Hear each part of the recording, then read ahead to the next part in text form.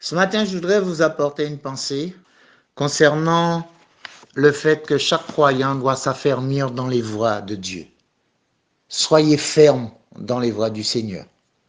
Je vais vous lire un texte dans la deuxième épître de Paul aux Thessaloniciens, 2 Thessaloniciens, chapitre 2, et nous allons lire du verset 13 au verset 17. Pour nous, frères bien-aimés du Seigneur, nous devons à votre sujet rendre continuellement grâce à Dieu, parce que Dieu vous a choisi dès le commencement pour le salut, par la sanctification de l'Esprit et par la foi en la vérité.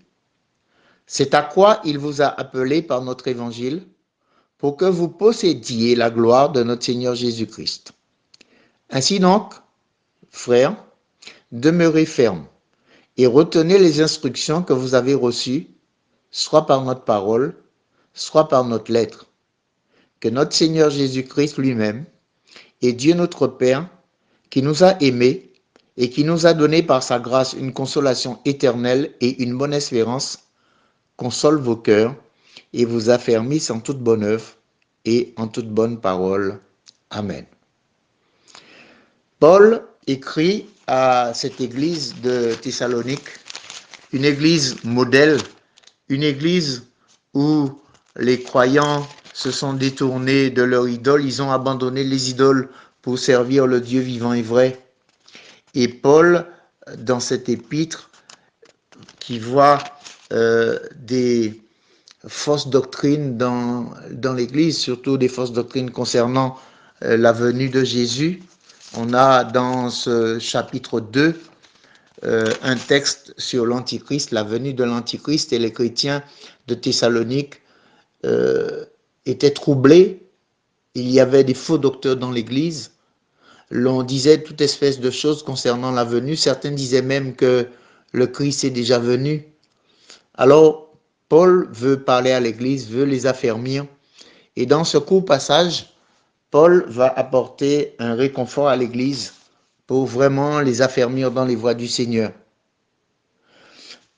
C'est une habitude de Paul de rendre grâce à Dieu, de prier pour les églises. Et chaque fois que nous lisons une épître de Paul, nous réalisons que Paul prend le temps de prier, de porter les chrétiens devant le trône de la grâce de Dieu. Et c'est ce qu'il dit dans 2 Thessaloniciens, chapitre 2, verset 13. Pour nous, frères bien-aimés du Seigneur, nous devons à votre sujet rendre continuellement grâce à Dieu parce que Dieu vous a choisi. L'apôtre aimait prier pour les croyants. C'est vrai, en tant qu'apôtre, quand il arrivait dans une région, il évangélisait. Les païens, les inconvertis se tournaient vers le Seigneur. Il les baptisait. Alors ensuite, il les rassemblait dans une communauté, mettant à la tête des anciens pour enseigner à ses nouveaux disciples. Et là, Paul n'arrêtait pas, dans toutes ses épîtres, de montrer l'intérêt qu'il avait pour l'œuvre de Dieu et comment il priait sans cesse. Il rendait continuellement grâce à Dieu pour ses Thessaloniciens. Alors il dit, et là nous réalisons bien à la fin du verset 13, parce que Dieu vous a choisi dès le commencement pour le salut. Nous pourrions parler là du plan d'élection de Dieu. C'est Dieu qui nous choisit. C'est pas à cause d'un mérite, à cause de je ne sais quoi, que nous aurions mérité d'être sauvés. Mais la Bible nous parle dans le Nouveau Testament le plan d'élection de Dieu. Quand nous lisons Éphésiens, nous lisons Romains, nous voyons que Dieu choisit. Il sait, avant même la fondation du monde, Dieu nous a élus. Dieu dans sa préscience, Dieu dans son omniscience, Dieu sait toutes choses à l'avance. Donc, avant même, dès le commencement, avant même la fondation du monde, Dieu nous avait déjà choisis. Nous sommes donc dans le plan d'élection de Dieu. Et quand nous lisons le psaume 139, nous réalisons comment ce psaume parle de l'omniscience de Dieu. Dieu sait toutes choses. Et c'est pourquoi la Bible nous dit que même notre salut ne vient pas de nous. Dans Éphésiens, au chapitre 2, versets 8 et 9, la Bible nous dit, car c'est par la grâce que vous êtes sauvés, par le moyen de la foi, et cela ne vient pas de vous, c'est un don de Dieu. C'est Dieu qui, par son esprit, met en nous cette foi pour que nous puissions reconnaître que Christ est le Sauveur. Et Dieu nous pousse à la repentance parce que son Saint-Esprit, nous dit Jean dans son chapitre 16, nous convainc de péché, de justice et de jugement. Donc c'est Dieu qui a ce pouvoir de nous emmener à la repentance et faire de nous son enfant. Alors ici, il est dit donc, parce que Dieu vous a choisi dès le commencement pour le salut. Et là, on voit deux acteurs importants dans notre séparation de ce monde. La Bible nous dit par la sanctification de l'esprit et par la foi en la vérité. Je vois dans cette fin de verset le travail du Saint-Esprit pour nous sortir du monde, pour sanctifier notre esprit, pour ressusciter notre esprit, afin que nous puissions comprendre les choses de Dieu. Et ça, c'est le Saint-Esprit seul qui est capable de le faire, parce que l'homme naturel ne comprend pas les choses de Dieu. Alors, le Saint-Esprit va nous sanctifier, va nous mettre à part, va éclairer notre intelligence, va enlever le voile qui nous empêche de voir Jésus-Christ, notre Sauveur. Et puis, deuxième acteur de notre conversion, c'est la foi que nous avons dans la parole de Dieu. Et dans ce court passage, beaucoup de termes nous montrent l'importance de la parole de Dieu dans notre salut. C'est pourquoi la Bible dit dans l'évangile de Jean au chapitre 1er, à tous ceux qui l'ont reçu, à ceux qui croient en son nom, eh bien, elle leur a donné le pouvoir de devenir enfants de Dieu. Nous réalisons que c'est vrai, l'évangile est une puissance, c'est ce que Paul dit dans Romains, l'évangile est la puissance de Dieu pour le salut de quiconque croit. Nous réalisons que la foi vient de ce qu'on entend et ce qu'on entend vient de la parole de Dieu. D'où l'importance de la foi dans la vérité, dans la parole de Dieu. C'est cette parole-là qui va, par l'action du Saint-Esprit, faire de nous une nouvelle créature. Donc, Paul rend grâce continuellement à Dieu pour cela. Il dit au verset 14, c'est à quoi il vous a appelé par notre évangile, pour que vous possédiez la gloire de notre Seigneur Jésus-Christ. Là encore, on voit que c'est Dieu qui appelle. Tout à l'heure, nous parlions du plan d'élection. On se rejoint là. C'est à quoi il vous a appelé. Donc Dieu, c'est lui qui appelle l'homme. Et il appelle l'homme par l'évangile. On voit encore l'importance de la parole dans le salut des hommes. La foi vient de ce que l'on entend. Ce que l'on entend vient de la parole. L'évangile est la puissance de Dieu pour le salut de celui qui croit. Donc, en croyant dans cette parole, en étant sanctifiés par le Saint-Esprit, eh bien, nous possédons déjà la gloire de notre Seigneur Jésus-Christ. Bien que nous n'avons pas encore ce corps glorifié, mais la Bible nous dit que Dieu nous accorde les arbres du Saint-Esprit. Et nous comprenons que si Dieu nous donne déjà, alors que nous sommes dans ce corps charnel, que si Dieu vient habiter en nous, que sera-t-il lorsque notre corps sera glorifié? Ce corps qui est le temple du Saint-Esprit. Donc, nous possédons déjà la gloire de notre Seigneur Jésus-Christ. Et parce que toutes ces promesses, toutes ces bénédictions sont là pour nous, parce que Dieu nous aime à un point qu'il vient habiter en nous, eh bien, Paul veut nous exhorter à demeurer fermes. Et c'est pourquoi il dit au verset 15, « Ainsi donc, frères, demeurez fermes et retenez les instructions que vous avez reçues, soit par notre parole, soit par notre lettre. » On a dans la Bible cette exhortation à persévérer, à demeurer ferme dans la foi.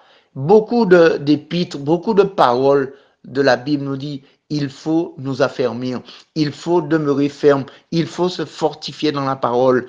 Et l'on comprend l'importance de demeurer ferme pour que l'on ne soit pas emporté à tout vent de doctrine, mais qu'on soit assis dans la parole.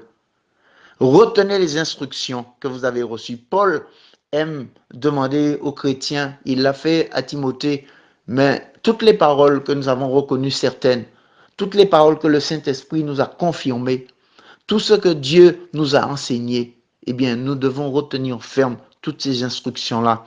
Quand viendrait la tempête, quand viendrait la fausse doctrine, mais le fait d'avoir retenu ce que nous avons reçu, eh bien, cela nous permet de demeurer dans la foi. Cela nous permet de rester vraiment agréable au Seigneur. Et l'importance de la transmission de la parole. Paul va dire à Timothée, ce que tu as reçu de moi, enseigne-le à d'autres. Et l'on voit combien la parole de Dieu passe de génération en génération. Les choses qu'on a entendues, les choses qu'on a reçues, qu'on a reconnues comme certaines, cette parole va traverser les siècles parce que Dieu a dit que la terre passera, Jésus a dit que la terre passera, le ciel passera, mais ces paroles ne passeront point.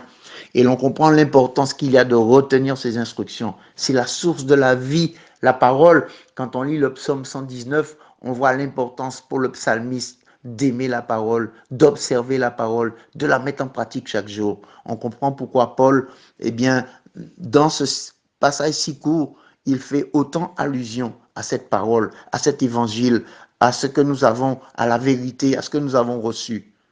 Verset 16, que notre Seigneur Jésus-Christ lui-même et Dieu notre Père qui nous a aimés et qui nous a donné par sa grâce une consolation éternelle et une bonne espérance, console vos cœurs et vous affermisse en toute bonne œuvre et en toute bonne parole.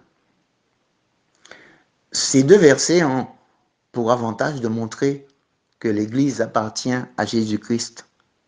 Si nous sommes sauvés, ce n'est pas un effet de nos efforts, ni de mérite particulier que nous aurions, mais c'est notre Seigneur Jésus-Christ qui lui-même, en mourant sur la croix, a ouvert la porte du ciel à tous ceux qui croient en lui. Et c'est pour cela que Paul, dans ses épîtres, n'arrête pas de mettre en avant le Seigneur Jésus-Christ qui lui a donné cette révélation, qu'il a reçue pour qu'il soit cet apôtre des inconvertis. Et Dieu le Père qui nous a aimés, oui, Dieu a prouvé son amour, en ce que lorsque nous étions encore loin de lui, mais lui, il nous a aimés en donnant son Fils à la croix. Et c'est pour cela Paul va sans cesse, dans toutes ses épîtres, parler de son Seigneur Jésus-Christ et de Dieu notre Père. Il nous a donné par sa grâce une consolation éternelle. Ah oui, nous savons maintenant que si la colère de Dieu doit un jour frapper ce monde, mais nous sommes épargnés de la colère, du fait que maintenant, Christ est notre paix. Oui, la Bible nous dit qu'il n'y a maintenant aucune condamnation pour ceux qui sont en Jésus-Christ. Et nous réalisons combien nous sommes justifiés. La Bible nous dit, et nous sommes justifiés par la foi en Jésus-Christ. Nous avons la paix avec Dieu. La colère de Dieu ne viendra pas sur nous. Nous sommes consolés, une consolation éternelle. Nous verrons Dieu. La Bible nous dit dans le livre de l'Apocalypse que nous le verrons face à face. Donc nous avons une espérance. Cette espérance nous emmène à traverser les moments les plus difficiles de notre vie, à refuser la facilité, à refuser le chemin large, à marcher dans le chemin étroit pour qu'un jour nous soyons auprès de notre Seigneur. Et c'est là ce que Paul veut nous encourager en nous disant, oui, Dieu console nos cœurs, il veut nous affermir, il veut vraiment nous donner tout ce qu'il faut pour que nous puissions traverser les temps les plus difficiles, rester attachés à sa parole. Et c'est pourquoi il veut que, ayant reçu toutes ces choses, nous puissions porter du fruit, nous puissions en toute bonne œuvre, en toute bonne parole, nous puissions le glorifier. Et cela, nous le comprenons parce que si Dieu nous a sauvés, c'est pour que nous soyons le sel de la terre, pour que nous soyons la lumière du monde, pour que nous puissions porter du fruit, afin que ceux qui sont autour de nous puissent à leur tour être éclairés et recevoir ce Sauveur. Alors, puissions-nous comprendre ce court passage, combien il est important de s'affermir dans les voies de Dieu, combien il est important de réaliser que c'est par grâce que Dieu nous a sauvés et que nous ne pouvons pas négliger un si grand salut. Oui, Dieu nous a sauvés pour que nous puissions marcher dans ses voies. Alors, rendons-lui grâce. Seigneur, merci. Merci pour ta parole. Merci, Seigneur, pour toutes les bénédictions que tu nous accordes. C'est toi qui nous as élus, c'est toi qui nous as choisis et nous voulons rester fermes dans tes voies. Nous voulons demeurer fidèles à toi. Alors je prie en cet instant que tu puisses affermir nos cœurs et que nous puissions demeurer fidèles à toi. Merci pour cette espérance vivante que tu as mise en nous, qu'un jour nous serons auprès de toi. Que tu sois glorifié et que ton nom soit élevé au-dessus de tout nom. Au nom de Jésus. Amen.